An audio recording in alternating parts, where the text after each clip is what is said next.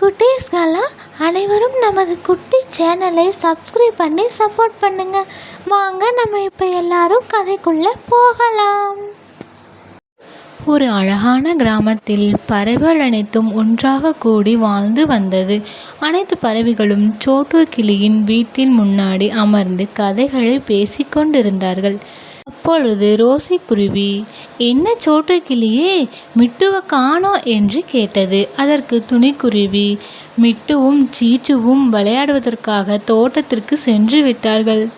2 பேரும் ஒன்று சேர்ந்துட்டாங்கன்னா வீட்டுக்கே வரதில்லை, விளையாடிட்டே இருக்காங்க என்று துணிக்குருவி கூறியது. சோட்டு கிளியும், ஆமாம், இந்த பசங்க 2 பேரும் ஒன்று சேர்ந்துட்டாங்கன்னா வீட்டுக்கே வரதில்லை, விளையாடிட்டே இருக்காங்க என்று பேசிக்கொண்டிருந்தார்கள். அவர்கள் அனைவரும் இவ்வாறு பேசிக்கொண்டிருந்த போது அந்த வழியாக பூனையும் பூனைக்குட்டியும் அவர்களை நோக்கி வந்தார்கள். அப்பொழுது காலுக்காகம், நீங்கள் 2 பேரும் யாரு? நீங்கள் எதுக்கு எங்கள் காட்டுக்கு வந்திருக்கீங்க? உங்களுக்கு என்ன வேணும்? நீங்கள் எங்கிருந்து வரீங்க என்று காலுக்காகம் விசாரித்தது. அதற்கு பூனைகள், நான் இங்கு பக்கத்தில் தான் வசித்து வந்தேன். அங்கு தெரு நாய்க்களின் தொல்லை மிகவும் அதிகமாக இருக்கிறது. நான் என் குழந்தையை வீட்டில் விட்டுவிட்டு உணவு தேடி செல்வதற்கே இல்லை. அந்த தெரு நாய்க்கள் என் குழந்தையை ஏதாவது செய்திடுமோ என்று எனக்கு பயமாக இருக்கிறது. இந்த காட்டில் அந்த தெரு நாய்க்களின் தொல்லை இல்லை என்று கேள்விப்பட்டேன். அதனால் தான் நான் இருந்த வீட்டை விட்டுவிட்டு இங்கு வாழலாம் என்று வந்தேன். எனக்கு எங்கு போவது என்று தெரியவில்லை. நீங்கள் எனக்கு உதவி செய்கிறீர்களா என்று பூனை பறவைகளை பார்த்து கேட்டது. அதற்கு காலுக்காகம், இல்லை இல்லை, இந்த காட்டிலையும் தெருநாய்ங்க இருக்குது, நீங்கள் வேற ஒரு காட்டுக்கு போயிருங்க, இங்கே இருந்தீங்கன்னா உங்களுக்கு பாதுகாப்பு இல்லை என்று காலுக்காகம் கூறியது. துணிக்குருவி, ஏன் காலுக்காகமே அப்படி சொல்கிற? அவங்க நம்ம காட்டை நம்பி தானே வந்திருக்காங்க. அவங்கள பாதுகாப்பாக இருக்க வைப்பது நம் கடமையாகும், இப்படி சொல்லாதே என்று கூறினாள். அதற்கு காலுக்காகம், இல்லை துணிக்குருவியே, இவர்களையெல்லாம் நாம் நம்பவே கூடாது. நாம் இல்லாத சமயம் பார்த்து நம் குழந்தைகளுக்கு தொந்தரவு தருவார்கள் என்று கூறியது. துணிக்குருவி, அவர்களை பார்த்தால் அப்படி செய்வார்கள் என்று தெரியவில்லை. நான் அவர்களுக்கு உதவி செய்ய போகிறேன் என்று சொல்லி துணிக்குருவி பூனைகளிடம், உங்களுக்கு என்ன உதவி வேண்டும் என்று கேட்டாள். அதற்கு அந்த பூனை அம்மா, எனக்கு ஏதாவது ஒரு வீடு மட்டும் கொடுங்கள். நானும் என் குழந்தையும் பாதுகாப்பாக இருக்க நான் யாருக்கும் தொந்தரவு செய்ய மாட்டேன் என்று கூறியது. பிறகு துணிக்குருவி அவர்களுக்கு உதவி செய்வதற்காக அழைத்து சென்றாள். இந்த பாலத்தை கடந்து விட்டால் அந்த பக்கமாக ஒரு வீடு இருக்கிறது. அந்த வீடு உங்களுக்கு போதுமானதாக இருக்கும் என்று நினைக்கிறேன். கொஞ்ச தூரம்தான் என்று சொல்லி அந்த பூனைகளை வீடு இருக்கும் இடத்திற்கு துணிக்குருவி கூட்டி சென்றாள். அனைவரும் அந்த வீட்டிற்கு நடந்து சென்றார்கள். துணிக்குருவி, இதுதான் நான் சொன்ன வீடு. இந்த வீட்டில் நீங்கள் தங்கிக்கலாம். உங்களுக்கு வேறு ஏதாவது உதவி வேணும்னா என்னோட வீட்டில் வந்து என்னைய பாருங்க, நான் உங்களுக்கு உதவி செய்கிறேன் என்று துணிக்குருவி கூறினாள். அதற்கு அந்த பூனை அம்மா துணிக்குருவியிடம், எங்களுக்கு இந்த உதவி செய்ததற்கு உனக்கு நான் கடமைப்பட்டிருக்கிறேன்.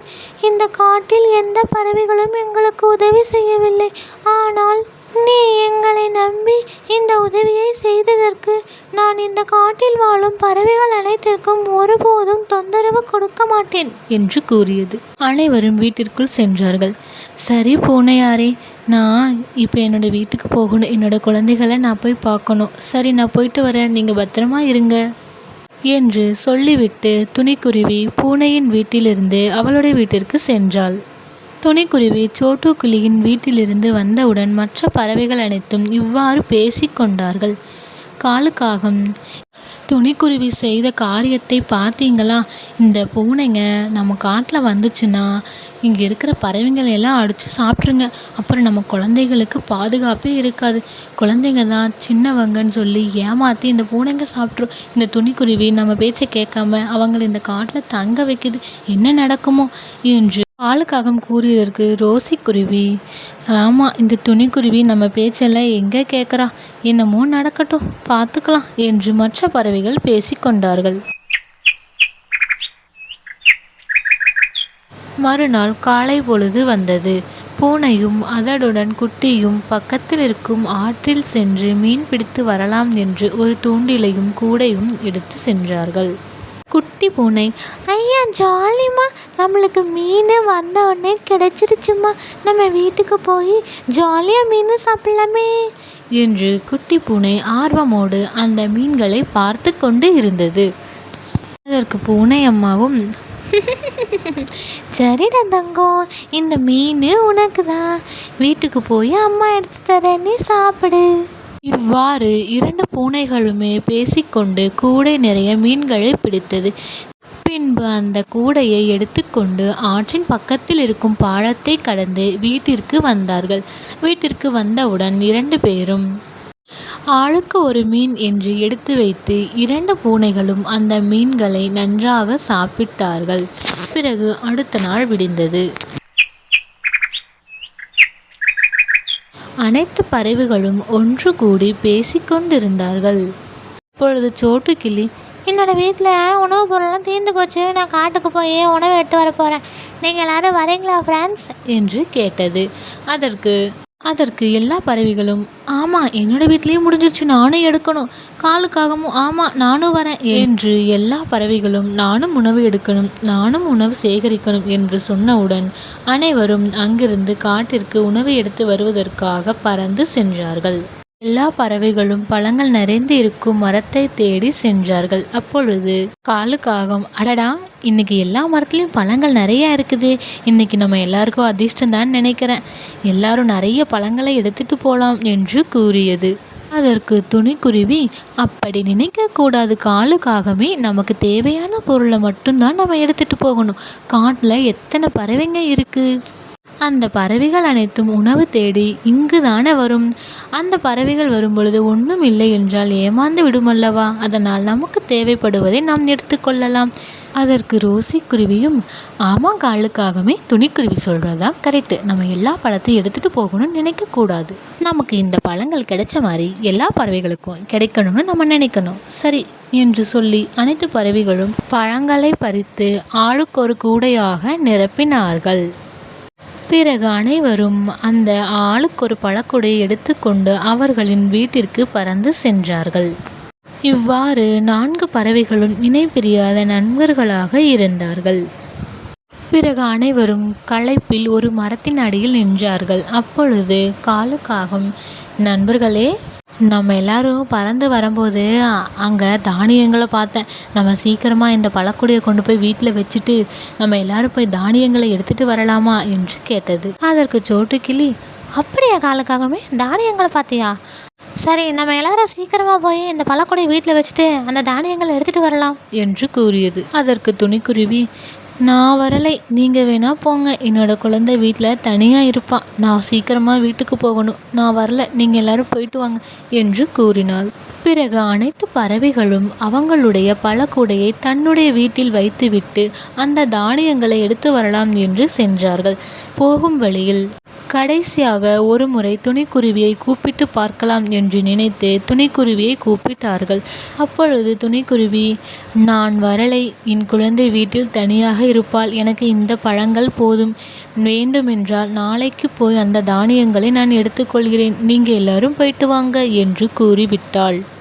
அப்பொழுது அனைத்து பறவைகளும், சரி வாங்கப்பா நம்ம போகலாம், வரலையாமா என்று சொல்லி தானியங்களை தேடி சென்றார்கள்.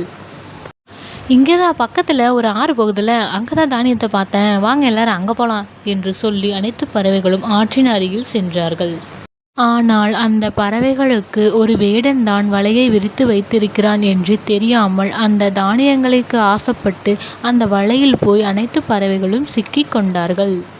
அப்பொழுது வேடன் அங்கு வந்து, ஹஹஹா, நான் நினைத்தபடியே அனைத்து பறவைகளும் என் வலையில் வசமாக சிக்கியுள்ளது, இப்பொழுது இதனை அனைத்தையும் பிடித்து கொண்டு நல்ல விலைக்கு விற்க வேண்டியதுதான், ஹஹஹா, என் ஆசை நிறைவேறியது, இன்று நல்ல வேட்டைதான் என்று நினைத்து வேடன் அந்த பறவைகளை பிடிப்பதற்காக ஒரு பையை எடுக்க சென்றான்.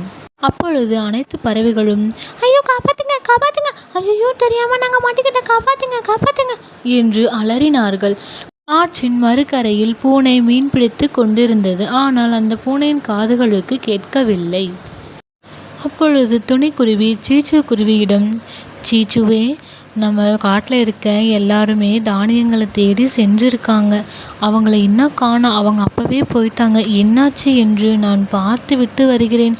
நீ பத்திரமாக இங்கேயே இருந்துக்கிறியா என்று கேட்டாள். அதற்கு சீச்சுவும் சரிங்க அம்மா என்று கூறினாள். பிறகு துணிக்குருவி தன்னுடைய நண்பர்களை இன்னும் காணவில்லையே என்று நினைத்து அந்த காட்டில் பறந்து சென்றது.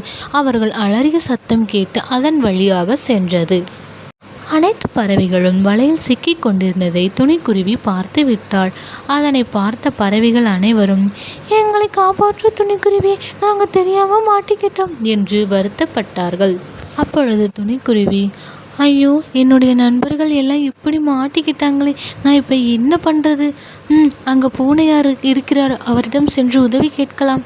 அப்பொழுது துணிக்குருவி பூனை அம்மாவிடம் சென்று பூனை அம்மாவே, என் நண்பர்கள் அனைவரும் வலையில் மாட்டிவிட்டார்கள்.